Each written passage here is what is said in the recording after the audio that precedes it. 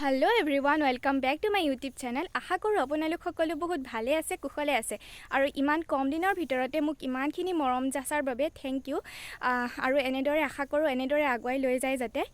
আজি ভিডিওটো বহুত বেছি ধামাকা হ'বলৈ গৈ আছে গাইজ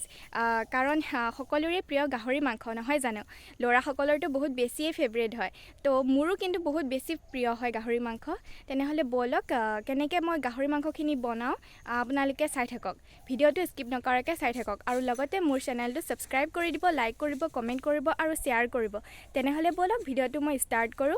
আৰু কোনে কোনে গাহৰি মাংস খাই ভাল পায় নিশ্চয় কমেন্ট সেকশনত জনাবচোন দেই এইখিনি গাহৰি মাংস লৈছো আপোনালোকে চাই থাকক ভিডিওটো যেহেতু দাদা আৰু মহে মাংসখিনি ধুই আনি পেলাই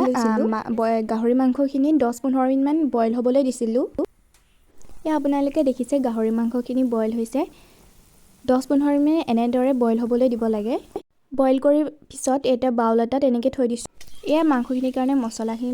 ফাৰ্ষ্টতে গাহৰি মাংসৰ যিখিনি তেল সেইখিনি ফ্ৰাই কৰিছিলোঁ যাতে তেলখিনি ওলাই আহে তাৰ পাছত যিখিনি মাংস বাকি আছিলে সেইখিনি মাংস এড কৰি দিছিলোঁ আৰু সেই তেলতে মাংসখিনি ফ্ৰাই কৰিছিলোঁ আৰু বেলেগকে তেল এড কৰা নাছিলোঁ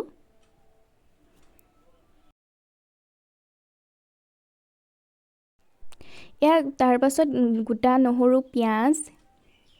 আৰু হালধি জলকীয়া গুড়ি আৰু জিৰা এড কৰিছিলোঁ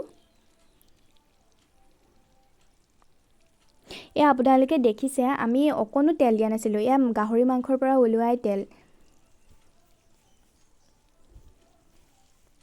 আমি সদায় মাংস বনালে জুইতে বনাও আমাৰ ঘৰত গেছত বনালে ইমান এটা সোৱাদ নাপাওঁ হেৰ বাবে বনাও জুইতে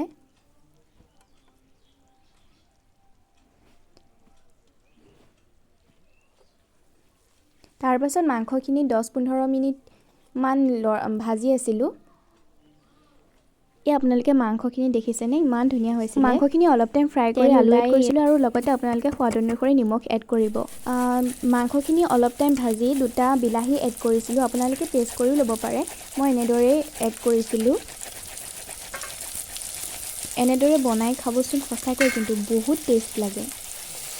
এনেদৰে অলপ টাইম ফ্ৰাই কৰি আছিলোঁ আৰু ফাইনেলি মাংসখিনি হৈ গৈছিলে আৰু এয়া আমাৰ ফাইনেলি মাংস হৈ গ'ল আপোনালোকে কালাৰটো দেখি চাগে গমেই পাইছে কেনেকুৱা সোৱাদ হৈছিলে সঁচাকৈ খাবলৈ বৰ সোৱাদ হৈছে বৰ্তমান যেহেতু আমাৰ ঘৰত মা মই আৰু দাদা আছোঁ আৰু আমাৰ ঘৰত যিটো ল'ৰা থাকে সিও আছে কিন্তু সি গাহৰি মাংস নাখায় আৰু মাও নাখায় দাদা আৰু মোৰ জোখাই গাহৰি মাংসখিনি অনা হৈছিলে সেইকাৰণে কম হিচাপে অনা হৈছিলে আৰু দাদাই কিবা এটা চাটনি হিচাপে খাব গাহৰি মাংসখিনি তো ভাবিলোঁ আপোনালোকৰ লগতে শ্বেয়াৰ কৰোঁ সকলোৱে জানেই কেনেকৈ বনাব লাগে তথাপিও মই ভাবিলোঁ অকণমান শ্বেয়াৰ কৰোঁ তেন্তে ব'লক ক্লিপটো চাওঁ প্ৰথমতে মাংসখিনি অলপ ফ্ৰাই কৰি লৈছিলে তাৰপিছত নেমু এড কৰিছে তাৰপিছত জলকীয়া ধনিয়া আদা নহৰু এনেদৰে এড কৰিছিলে আৰু নেমু দিছিলে সি নিজে খাবৰ কাৰণে সি নিজে কৰি লৈছিলে তাৰপিছত গোটেইখিনি মিক্স আপ কৰি দিছে নিমখখন দিছোঁ আৰু দেই ৰাইজৰ আশীৰ্বাদত Oh my God! Wow! ঘৰত এটা ভাইটি থাকে তাৰ আজি বাৰ্থডে আছে চবেই উইচ কৰি দিব হেপী বাৰ্থডে আহি দে আহিছে ওকে চবেই উইচ কৰি দিব পিঠা বনিছিলে এয়াও বনিছিলে আমাৰ ঘৰত মানে যিটো ভাইটি থাকে তাৰ আজি বাৰ্থডে হয় তো তাৰ মানে বহুত হেঁপাহ আছে তাৰ বাৰ্থডেটো পাতিব লাগে সেইকাৰণে মায়ে সেই অলপ ক্ষীৰ ভগৱানৰ আগত আগবঢ়াইছে আৰু ওচৰৰ ল'ৰা ছোৱালী কেইটামানক মাতিছে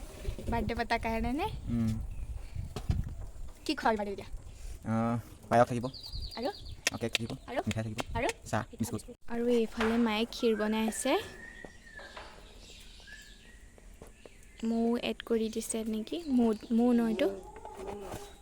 মা চে হাই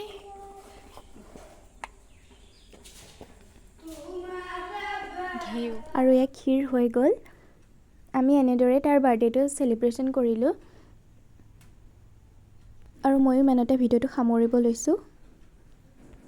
Hope you like this video and if you like this video then don't forget like, comment, share and subscribe and after subscribe don't forget press the bell icon to get all the notifications. Thank you. Bye bye.